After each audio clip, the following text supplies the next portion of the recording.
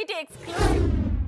హీరోలకు pan Indian image శ్రీరామ రక్షగా మారుతుందేమో కానీ హీరోయిన్స్ కు మాత్రం ఖచ్చితంగా ఇది బ్యాగేజే. ఒక విధంగా చెప్పాలంటే ఈ పాన్ ఇండియన్ కల్చర్ మొదలయ్యాకే వాళ్ళ కెరియర్ డ్యామేజ్ అవుతోంది. సౌత్ నార్త్ బ్యాలెన్స్ చేయలేక పాపం ఎటూ కాకుండా పోతున్నారు. అర్ధాంతరంగా కెరియర్ స్లో అయిపోతోంది. మరి అలా ఇబ్బంది పడుతున్న హీరోయిన్స్ ఎవరో ఎక్స్క్లూజివ్ గా చూద్దాం. హీరోయిన్ల కెరీర్ను పాన్ ఇండియన్ ఇమేజ్ డ్యామేజ్ చేస్తుందా? ఈ ప్రశ్నకు సమాధానం కొన్నేళ్లుగా మన హీరోయిన్స్ కెరియర్ గ్రాఫ్ చూస్తుంటే నిజమేనేమో అనిపిస్తుంది. రీజనల్ సినిమాలు చేస్తున్నప్పుడు క్వీన్స్ లా కెరీర్ లీడ్ చేసిన వాళ్ళు పాన్ ఇండియా అంటూ వెళ్ళాక అటూ ఇటూ బ్యాలెన్స్ చేయలేక రేస్లో వెనకబడిపోయారు. బాహుబలి 2తో పాన్ ఇండియన్ ఇమేజ్ తెచ్చుకున్న అనుష్క ఆ తర్వాత అన్ని భాషల కోసం భాగమతి, నిశ్శబ్దం సినిమాలు చేశారు.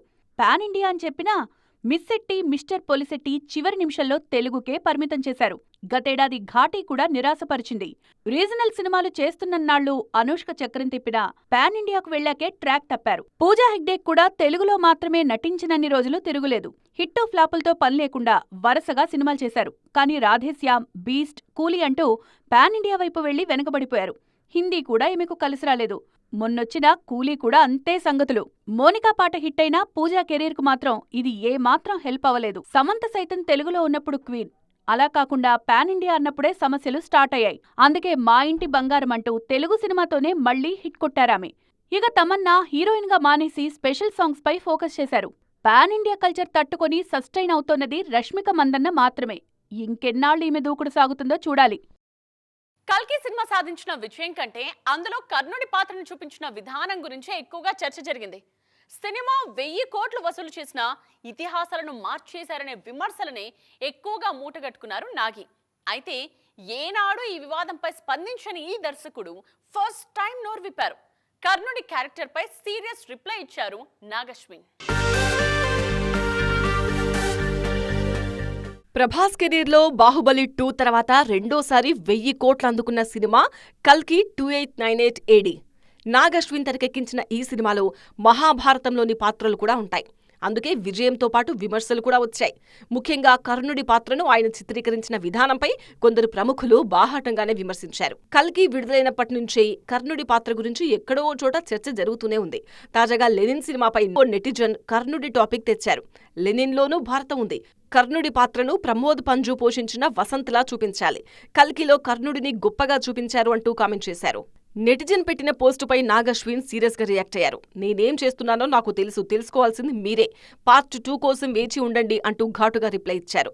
ద్రోణవధ పర్వంలో అర్జునుడితో కర్ణుడి గొప్పతనం గురించి శ్రీకృష్ణుడే స్వయంగా చెప్పారు. దయచేసి మీరు మహాభారతం చదవండి అంటూ వివేక్ దేబ్రాయ్ ఇంగ్లీష్లో అనువదించిన మహాభారతంలోని పేజ్ని పోస్ట్ చేశారు నాగి. మహాభారతం గురించి మీకు చదివే సమయం లేకపోతే కర్ణుడిని శ్రీకృష్ణుడు ఎన్నిసార్లు పొగిడారో అనేది గూగుల్ చేయాలంటూ సీరియస్ రిప్లై ఇచ్చారు. తాను చేస్తున్న పనిపై క్లారిటీ ఉందని, పార్ట్ 2 చూస్తే మీకు సీనంతా అర్థమవుతుందన్నారు నాగశ్విన్. ప్రస్తుతం ఫౌజీ, స్పిరిట్తో బిజీగా ఉన్న ప్రభాస్ త్వరలోనే కల్కి 2లో జాయిన్ కానున్నారు. మొత్తానికి కర్ణుడి టాపిక్ పై ఇన్నాళ్లకు క్లారిటీ ఇచ్చారు నాగి. షూటింగ్ మన హీరోలను ఎవరిని కదిపినా ఇప్పుడు ఇదే అంటున్నారు. ఎవరిని చూసినా లొకేషన్లోనే కనిపిస్తున్నారు. ఒప్పుకున్న ప్రాజెక్ట్స్ పూర్తయ్యేంత వరకు నో బ్రేక్స్ అంటున్నారు. ఒకరిద్దరు మినహాయిస్తే మిగిలిన వాళ్ళందరూ షూటింగ్స్తోనే బిజీగా ఉన్నారు. సీనియర్ హీరోలు సైతం నెక్స్ట్ ప్రాజెక్ట్స్ పై ఫోకస్ పెంచేశారు. మరి ఎవరి షూటింగ్ ఎక్కడ జరుగుతోందో చూద్దామా? ముందుగా హెల్లో నేటివ్ స్టూడియోలో జరుగుతున్న షూటింగ్స్ చూద్దాం.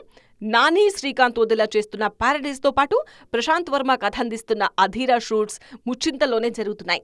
ప్రభాస్, ఫౌజీ షూట్ RFCలో జరుగుతోంది. అక్కడే NTR, Prashanth Neel Dragon cinema shoot కూడా జరుగుతోంది. ఇక స్పిరిట్ షూటింగ్ అజీజ్ నగర్లో జరుగుతోంది. అల్లు అర్జున్ రాకా షూటింగ్ కొన్ని నెలలుగా ముంబైలోనే జరుగుతోంది.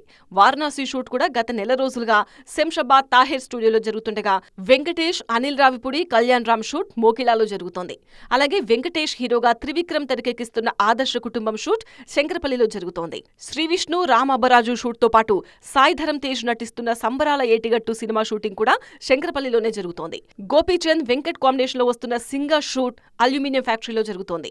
ఇక విజయ్ దేవరకొండ, రష్మిక మందన్న రణబాలి షూటింగ్ బేతంచెర్ల నుంచి గండిపేటకు షిఫ్ట్ అయింది.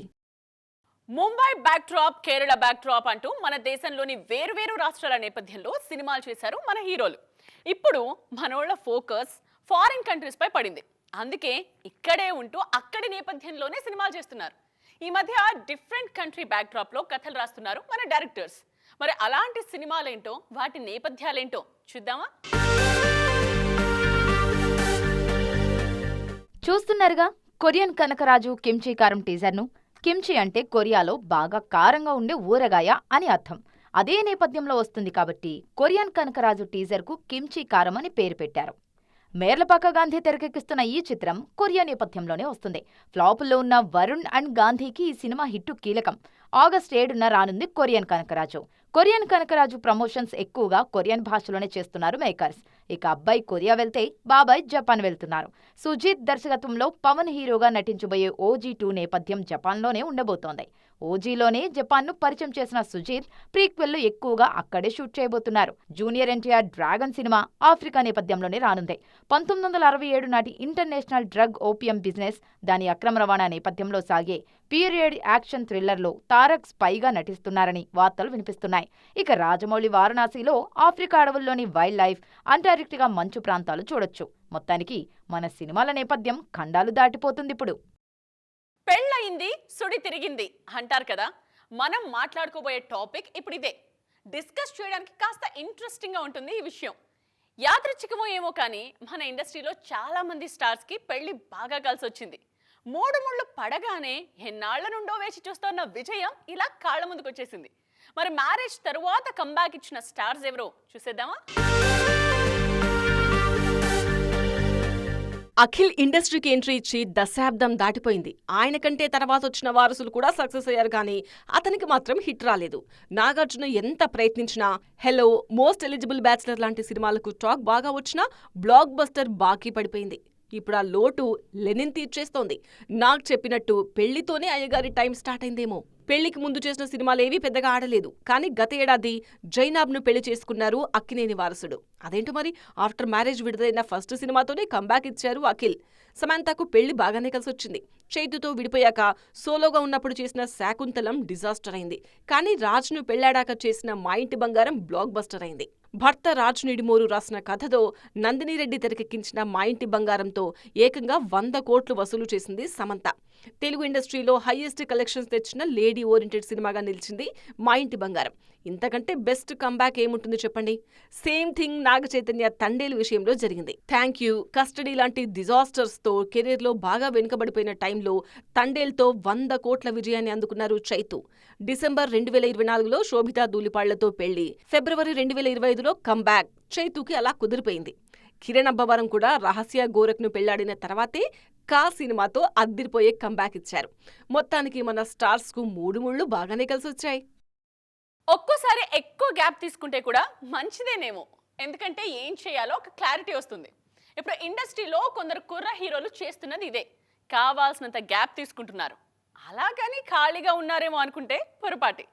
ఈ గ్యాప్లో ఒకేసారి 3-4 సినిమాలు లైన్లో పెడుతున్నారు. మరి అలా గ్యాప్ యూస్ చేసుకుంటున్న హీరోస్ ఎవరో చూసేద్దామా? తెలియకుండానే కెరియర్లో బిగ్ బ్రేక్ తీసుకున్నారు నిఖిల్ సిద్ధార్థ్. ఆయన లాస్ట్ సినిమా స్పై విడుదలై 3 ఏళ్లు దాటేసింది. 2024లో అప్పుడో ఎప్పుడో వచ్చింది, కానీ అది కూడా ఎన్నో వాయిదాల తర్వాతే విడుదలైంది. గ్యాప్ తీసుకున్న ఒకేసారి 3 సినిమాలు రెడీ చేస్తున్నారు నిఖిల్. స్వయంభూ సిద్ధంగా ఉంటే ది ఇండియా హౌస్ షూట్ 50% పూర్తయింది. ఇక కార్తికేయ 3 ఆల్రెడీ లాక్ అయిపోయింది. నిఖిల్ నుంచి 3 సినిమాలు తక్కువ గ్యాప్లోనే రాబోతున్నాయి. మరోవైపు తేజ సజ్జా కూడా ఇదే దారిలో వెళ్తున్నారు. మిరాయి వచ్చి ఏడాది దాటినా తేజ సజ్జా నుంచి మరో సినిమా రాలేదు. కానీ ఒకేసారి మిరాయి 2, జాంబీ రెడ్డి 2తో పాటు జై హనుమాన్ సినిమాలు కూడా చేస్తున్నారు తేజ. ఈ మూవీస్ అన్నీ ఏడాది గ్యాప్లోనే విడుదల కాబోతున్నాయి. శ్రీ విష్ణు కూడా ఒకేసారి 3 సినిమాలు చేస్తున్నారు. కామ్రేడ్ కళ్యాణ్, రామ్ అబ్బరాజుతో చేస్తున్న సినిమాల షూటింగ్ వేగంగా జరుగుతుంటే హసిద్ గోలీ దర్శకత్వంలో రవితేజతో మల్టీ స్టారర్ ప్లాన్ చేస్తున్నారు. ఇక విజయ్ దేవరకొండ కూడా సెప్టెంబర్ 11న రణబాలితో రాబోతున్నారు. ఆ తర్వాత డిసెంబర్లో రౌడీ జనార్దన రెడీ అవుతుంది. విజయ్ చేస్తున్న శౌర్యు, విక్రమ్ కే కుమార్ సినిమాలు కూడా తక్కువ గ్యాప్లోనే రాబోతున్నాయి. చూసారుగా, ఇది ఇవాల్టి ఈటీ ఎక్స్క్లూజివ్. దిస్ ఇస్ నేత్ర సైనింగ్ ఆఫ్.